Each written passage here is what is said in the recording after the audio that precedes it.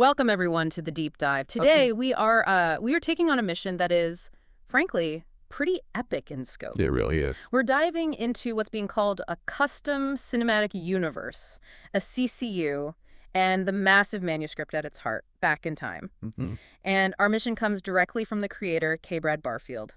He's tasked us with providing a full structural audit of this world he calls Cooter. That's absolutely right. And what's so fascinating here, I think, is how this universe was put together. We're looking at over 200,000 words that were generated, at least in part, with some really advanced tools. Like Gemini 3.0 and these things he calls writing Bibles. Exactly. So the core question that he wants us to answer for him is, did it work? Did the sheer volume of output actually create a structurally sound and internally logical mythology? So we need to check the cosmology, the physics of this world. The thematic engine, yeah, all of it. I love that framing. We're not just doing literary analysis, we're treating this as an audit of a functional, factual blueprint for a new reality. He's asking us, did the structure hold up? It's a big question. It is. So let's jump right in, because the initial hook, it establishes the single most important rule for this entire universe.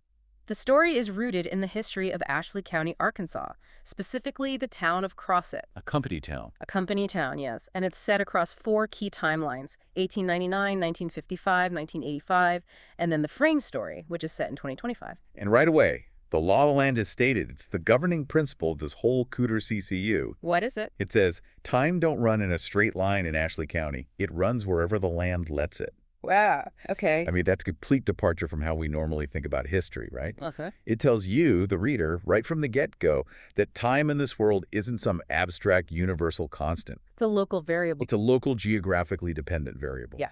So we're dealing with geographical time, which means the history of this place isn't something that just passes and disappears. It's layered.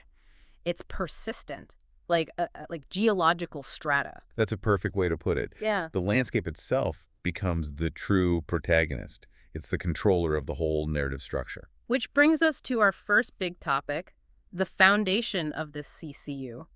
The setting, the rules of time, and, well, its theology. Exactly. If we're going to audit the physics of this place, we have to start with how the land dictates the flow of history. The opening premise establishes that, if time is a river, the geography of Ashley County, which is mostly swamp and pine forest, it forces that river into these switchbacks and eddies. It can't flow straight. It can't. The land won't let it. And the manuscript gives us a mechanism for this, right? It's not just a vague idea. No, it's very specific. It's the concept of thin places. Thin places. And these aren't just abstract magical zones. They're specific locations. The source material points to the Marais-Céline area. And the description is just. It's perfect. It says the past sits too close to the present, like two hogs in the same pen trying not to make eye contact. Oh, that's good. That's really good. Isn't it? That analogy is so crucial because it immediately grounds this high-concept temporal fault line in this really visceral, local, almost uncomfortable imagery. You feel the tension in that. Two hogs in a pen. You do. You understand the discomfort. So a thin place is just where the chronological layers, they haven't fully separated. It's a geographical vulnerability. And there's a character who explains this, right? Papa. Yes, Papa. He's the central truth teller of the story. He clarifies that time isn't a straight road. It's a swamp path. A swamp path. And swamps, by their very nature, they overflow, they shift. They're inherently unpredictable. Which gives the perfect organic explanation for how our protagonist travels through time. He doesn't need a machine. No DeLorean needed here. No. He just needs to take, as the book says, one simple walk across a recognized geologically unstable piece of land. Right. And this makes the whole journey, what the book calls the walk history, it gives it this inherent sense of realism within the framework of the CCU. It feels inevitable. Feels earned. It does. And to get the kind of world-building depth that the creator was clearly aiming for, this geographical explanation is then layered with kind of theological conflict. Okay, now this is where it gets really interesting for me. Me too. The struggle for the town's soul is defined by two specific sounds. The mill whistle versus the crow. That doesn't sound like a local conflict. That sounds bigger, almost like a battle between gods. That is exactly what it is. Let's break down the mill whistle first. Right. The mill whistle represents order, industry, absolute, man-made authority. The sources describe it explicitly as the company's voice blowing through steam and steel with the authority of a deity that clocked in promptly at 5 a.m. A deity that clocked in. Yep. For a century, that sound set the entire cadence for life in Crozet. I mean, just think about the psychological impact of that. Everything will be tied to it. Everything. Your day, your work, your family's rhythm, when you ate lunch. Yeah. All of it was rigidly imposed by that single sound. It was the town's industrial clockwork god. And the frame narrative in 2025 that confirms that this god is now dead? It is. The mill stacks are silent monuments now. They're just relics of that old authority. So there's a power vacuum. A spiritual vacuum. And silence is the theological crisis of the story. Rising up in that void is the crow. The other sound. The other sound. And this isn't just any crow. This is a specific character.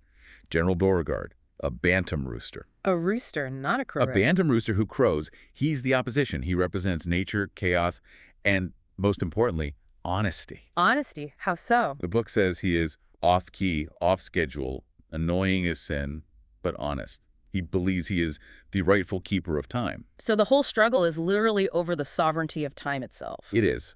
The whistle ruled by precision, by external imposition. The crow rules by this internal, natural, sometimes chaotic cycle. It's order versus truth. It's a really sophisticated dynamic. So when the whistle was blowing, the town was living this lie of total control and predictable time. A very prosperous lie. For a while. Right. But now that the whistle is silent, the natural truth, the crow, rises up, and it brings chaos and unpredictability back into the CCU. And the town, Crozet, that's the battlefield. The whole story is a fight over which sound is going to command its future. Which sets the atmosphere for that 2025 frame narrative perfectly. We're in this company town that, quote, fought its final fight after the mill closed in 2019. And the silence isn't peaceful. The text says it's dense and inevitable, that it hangs like humidity. It feels heavy because the town's spiritual and economic master is dead, and nothing has really stepped in to take its place. Except maybe a bantam rooster. Except a bantam rooster. And that's where Pawpaw comes in. He acts as the necessary ontological link for the reader. He's the guide. He sits on what's called the Porch of Reckoning. Right. And he possesses the long memory truths. Pawpaw understands the rules of the CCU better than anyone. He knows when time is thin because, and I love this line, the woods get quiet in the wrong places. Chilling. So he's not just narrating history. He's actually justifying the structure of the book itself. He's giving the mandate to the reader and to the protagonist to understand the present. You have to go back. Precisely. To understand the silence of 2025, you have to travel backward through the fracture of 1985 into the golden age of 1955 and all the way back to the desperation of 1899. His role is paramount then. He is the guardian of the CCU's chronological rules and the philosophical anchor of the present day. He is. And he is, quite literally, waiting for the one person who can successfully navigate that swamp path of time and come back with context. He's waiting for his younger self. He's waiting for the dude to walk back home. So let's go there. Let's go to that fracture point. Pawpaw pinpoints the exact moment the timeline started to leak. The point where the mill whistle began to lose its sacred authority, 1985. The year 1985 is identified by Pawpaw as where everything broke. The catalyst is the strike. But it's described as more than just a labor dispute. It's a tear. A tear that didn't heal and now leaks. Yeah. The strike is the definitive fracture point. It's where the original social contract of the town, this E.W. Gates covenant that we'll get into later, it just snapped irreversibly. We should really spend some time on the nature of that tension. Because it wasn't just about wages, was it? Not at all. It was deeply ideological. It was a fight over dignity for craft versus corporate efficiency. And what did that mean, practically? The company wanted to combine all these specialized, almost artisanal roles. The craftsmen who knew the machines inside and out into this generic flex tech position. Button pushers. Essentially, yeah. It was the erasure of the individual worker's specialized identity and intuition. The very thing that had been celebrated in the 1955 Golden Age. So this is the moment the order imposed by the mill whistle was actually used to destroy the dignity the whistle had originally promised. What a fantastic way to put it, yes. Yeah. And the sources, they bring this abstract ideological fight into this terrifyingly specific focus. You could feel the tension building. They describe the picket line. The picket line, the arrival of buses with wire mesh on the windows carrying in replacement labor. Scabs. Right. This wasn't a negotiation anymore. The book frames it as an invasion. The social static was so high that violence was it was inevitable, even over the most mundane things. Which brings us to what might be peak Cooter world building. Oh yeah, the grocery lot event. Tell us about the grocery lot event. It's just perfect. Years of economic frustration, union paranoia, this deep division between neighbors. It all condenses into a single absurd moment in a supermarket parking lot. And it ends with mayonnaise. It ends with a jar of mayonnaise being deployed as a dairy-based felony. A dairy-based felony. You can't make that up. You can't. And that detail is perfect because it ensures the CCU remains grounded in this Southern Gothic tradition.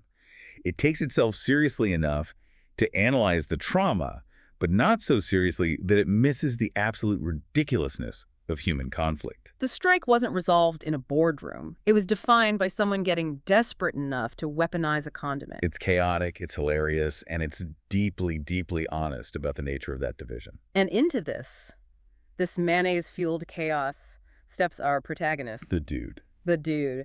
A man whose defining characteristic is that people forget his name. He's a drifter of thought who abides. And he is philosophically opposed to the entire conflict. That neutrality is everything, isn't it? It's paramount. He's not a union man. He's not a company man. He's an observer. And that makes him the perfect vessel for this temporal journey. Because he's not anchored. Exactly. The story asserts that fate likes men who don't anchor themselves too hard because they can slip between layers without breaking. If he had strong convictions about the strike, he would have been too heavy. The thin places couldn't have carried him. His anchor would have been too deep in the mud of 1985. His whole mantra is, I'm just abiding. It's almost a form of philosophical passive resistance. It is. And Choctaw, the waitress, she has this brilliant critique of it. She calls it a personality defect. Yes, I love that. But that defect is precisely the attribute that makes him the hero of this CCU. It's the necessary flaw. His philosophy of neutrality is what allows him to take that one simple walk toward the static-filled tree line. And that walk is the mechanism of the drift, the specific physics of time travel in this universe. It is. So let's get into that. What does this walk actually feel like? The creator mentioned wanting to ensure the mechanism was tactile, not just an abstract concept. And it is. It's a total sensory immersion. The atmosphere he walks into is described as a mixture of mill fog and river breath. So the industrial and the natural are colliding. Yes. The industrial waste, the fog, and the natural geography, the river breath, they collide and create the chemical and, I guess, supernatural conditions necessary for the thin place to manifest. The air itself feels watchful and old. It's not a clean jump then. It's a gradual transition. Not at all. He's walking backward through the Count's history layer by layer. The ground changes first. How so? The modern cemetery gives way to the rough texture of a corduroy road. Which is logs, right? Logs laid across the swampy earth from the early 1900s. So he's literally stepping on the bones of the original infrastructure. That's amazing. Then the plant life responds. The managed, uniform, second-growth pines that he's used to, they transition into these massive, wild virgin pines. The old-growth forest. The old-growth forest. The source material confirms it perfectly. The world steps with him. That structural device is just so effective. It means his experience is entirely physical. He smells the difference between the regulated industrial forest and the virgin timber. He feels the ground change under his feet. From 1985 asphalt to 1900 muck. Yeah. So the CCU structure is really proving its viability here. The land is letting time slide, and the dude is the unanchored traveler being carried along by the current. And that current deposits him into 1955. The Golden Age. Which is presented as the absolute thematic opposite of the chaotic, divided 1985. 1955 is confidence poured into concrete. It's a Technicolor year. This is the era of blind optimism, where the town genuinely believed, as the text says, the future was already here. And everything is ordered, which connects directly back to that original struggle against the swamp we'll see later. The geometry of order is everywhere. Regulated company houses. Uniform streets, manicured lawns. E.W. Gates, the founder, believed that the town needs order, otherwise the mud wins. 1955 is the ultimate expression of that philosophy. It's the absolute height of the mill whistles rule. It is. Everything moves according to the clock, and that order created incredible stability and prosperity. To understand why things collapsed in 1985, the dude has to witness the purity of that idea before it was corrupted. And the sense of community is strong. It's palpable. You see it at the high school football field, where the whole town moves as one. This unity is what makes the later divisions of the strike, where neighbors literally stop speaking to each other, so much more tragic. But what's really essential here, I think, is the way the mill itself is portrayed. It's not just a factory. No, it's a sacred craft. It's referred to as the Iron Giant. The bleached food board mill, with paper machine number 2 under construction, it's called a cathedral of iron. A monument to human ambition. And the word that the sources use over and over is reverence. The workers move with intuition. The machine tender, the back tender. They're described as masters of their craft, as partners with the machine, not just operators pushing buttons. And that reverence, that is the dignity that was being stripped away by the Flex Tech protocols in 1985. Exactly.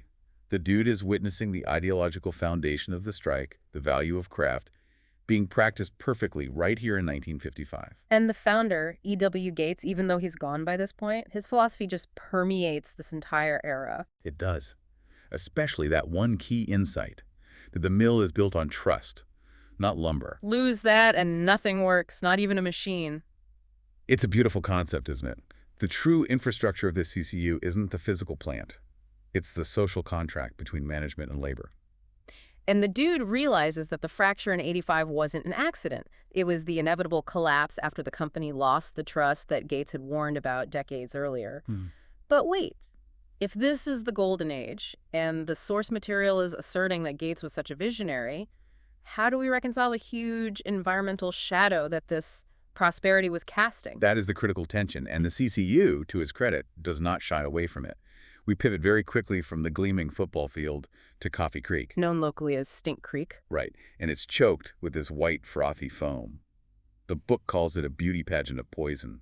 It's the dark, hidden cost of the mill whistle's order. The description of the smell is so powerful. Burning hair, rotten eggs, and a chemistry set thrown into a campfire. It makes the cost of this golden age totally inescapable. Even for you as the reader, you can almost smell it. This is the town's core sin, then. It's willful blindness. The locals knew, the management knew, but they all just chose not to see it. The economic prosperity was too valuable. The structural genius here is that the seeds of the 2019 collapse, the mill finally shutting down, were planted right here in the Technicolor year of 1955. They were. And the land, true to the rules of the CCU, remembers. This is the first time the nascent crow theology manifests physically in the timeline. How does that happen? In that creek scene, a shadowy animal, which is maybe an ancestor of General Beauregard, appears. And then a sharp crow call, which the text calls a frequency C disturbance. It just splits the silence. So the land is responding. It's the land's immediate primal registration of the environmental debt. The crow isn't just about natural honesty, it's about consequence. And E.W. Gates, in the memory of the town, even acknowledges it. He does, he says. Town will pay the price one day. Always does. It's a brilliant way to link the timelines. The prosperity of 55 is only possible because of what will become the fracture in 85 and the silence in 2025. It's all one continuous story, just happening out of order. So, the dude walks further back, past the concrete and the Technicolor. Until he lands in the raw, elemental desperation of 1899 and 1900. This is the deepest history, the true origin story of the mill whistle and the architect who created it, E.W. Gates or Cap. And Cap immediately impresses upon the dude, and by extension the reader, the gravity of his vision. He's not a ghost here. He's human sweat damp. He's ground zero for the whole CCU. And the source material focuses so much on the symbolism of his blindness. He has one eye shark-focused, the other clouded. Right. People said he lost depth perception. But he gained direction. The good eye is focused on the immediate problem, the mud, always the mud. But the blind eye is fixed solely on the horizon, on the future town that he believes must exist. That one line of his philosophy is so defining. He's asked if he thinks he can build the town, and he says, I already did, I just ain't walked that far yet. He's not just a manager. He's a prophet. He inhabits the future. He does, and the dude, having just walked backwards from that future, he now sees the true scale of the risk involved in this prophetic vision. He doesn't arrive in a planned community. He arrives in Tent City. A wet, miserable, mosquito-haunted encampment built on muck. This wasn't just a tough job. This was a desperate all-or-nothing gamble. The $1 million gamble. And we really need to dwell on this financial peril to understand the stakes. The founders put up $1 million. Which the source calculates as what, $38 million in modern money? $38 million, based purely on faith. If the land swallowed one more boiler, the entire company folds. The entire CCU project is stillborn. Cross it was, as the book says, born desperate. And the land itself is the primary antagonist in this part of the story. It is. It fought back. It swallows a steam tractor whole. The description of the mud is amazing. It's alive. Characterized by horizontal creep, it flows perpendicularly to gravity, constantly trying to sabotage the project. And the human cost must have been immense. Total exhaustion, sickness, lice outbreaks, this constant grinding struggle against the raw, elemental chaos of the swamp. It explains why E.W. Gates became so obsessed with order and geometry in the 1955 era. Because he saw firsthand that otherwise the mud wins. He lived it. And that provides the essential context for his greatest innovation, which is also his greatest paradox. The sustained yield covenant. Sustained yield forestry. Planting more than they cut, thinking in decades instead of months. This concept acts as E.W. Gates' moral shield. How so? Because he's cutting down these massive old-growth forests, which he clearly loves, to feed this industrial god he's creating. So wait, if he loved the trees and knew he was destroying them, doesn't that make the prophet architect also a hypocrite? How does the CCU source material handle that moral tension? It handles it by giving him this painful, self-aware justification. He actually verbalizes the conflict.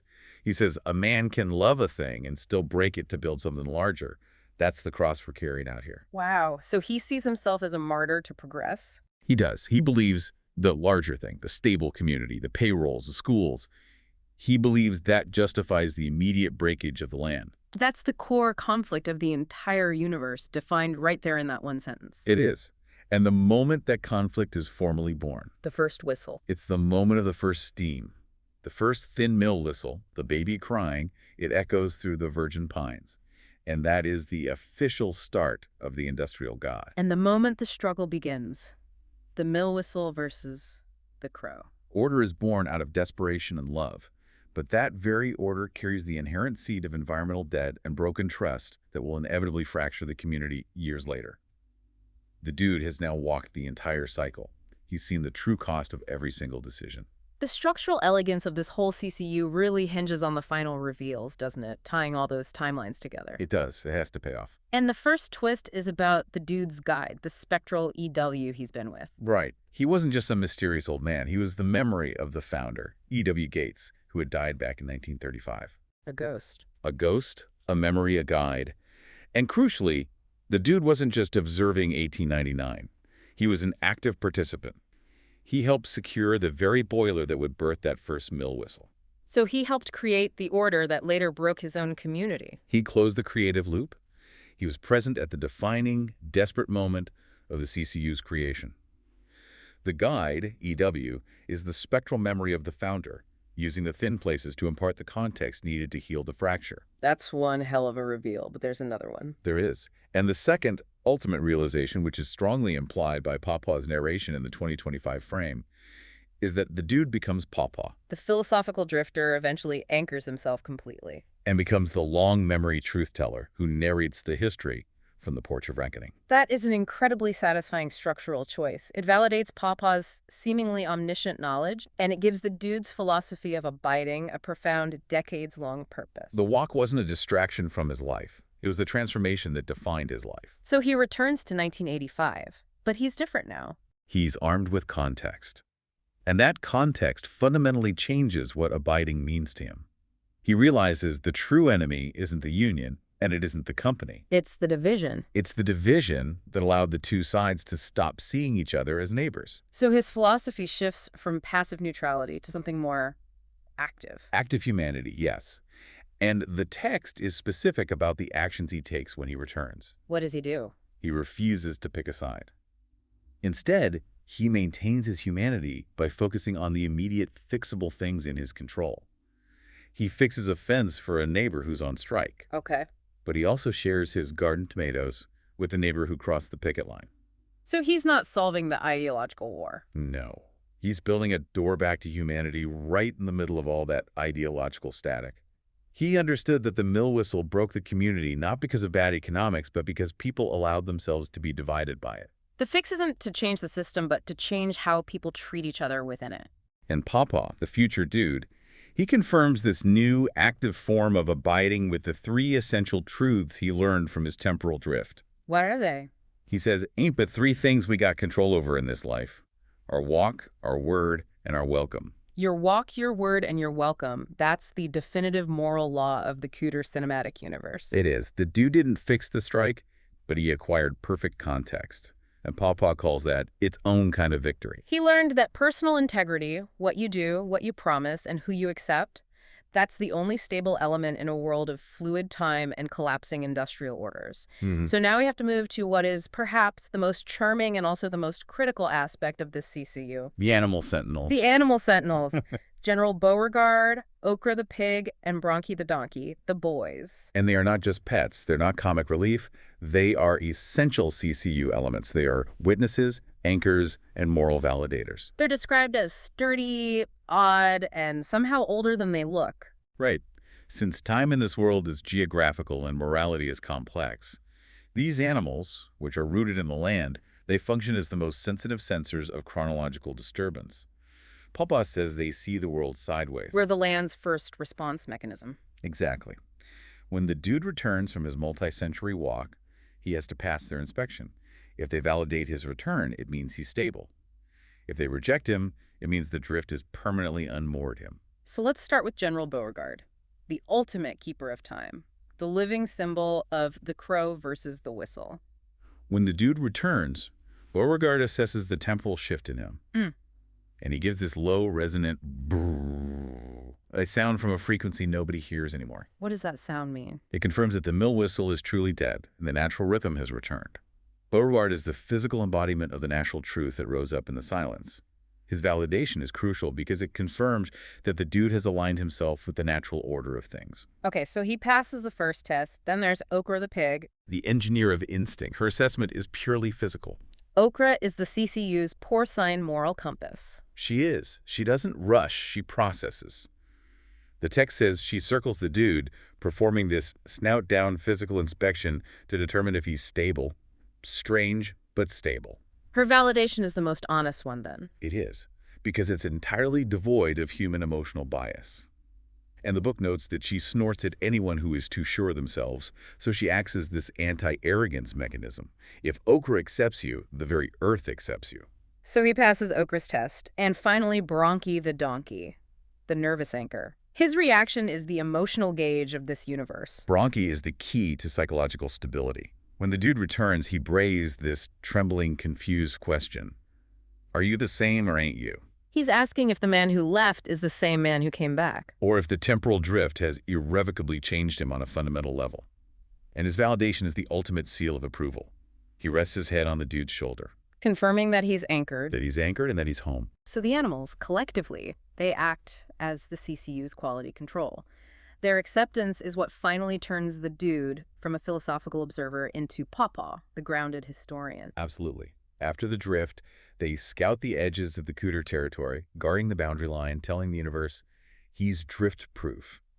The CCU uses these creatures not just for charm, but as essential pillars of the world's functional physics and its emotional closure. It's clear that the creators successfully used these characters to provide a lot of depth and a lot of heart to this mythology. Without a doubt. So this entire deep dive, looking at this vast amount of material created with these modern tools, it confirms for me that the world building is incredibly successful. The CCU is structurally sound, the rules are clear, and the narrative ambition is fully justified. It's a remarkable achievement. I mean, the author didn't just write a regional historical novel about Arkansas. They created a self-contained cyclical universe where time is a function of geography and morality. And the key innovation, as you said earlier, is this idea of walked history. Yes. Knowledge isn't acquired by research, but by physical movement through the past. You integrate context directly into your consciousness. And that context brings us back to the central tension. It's not man versus nature, it's human order.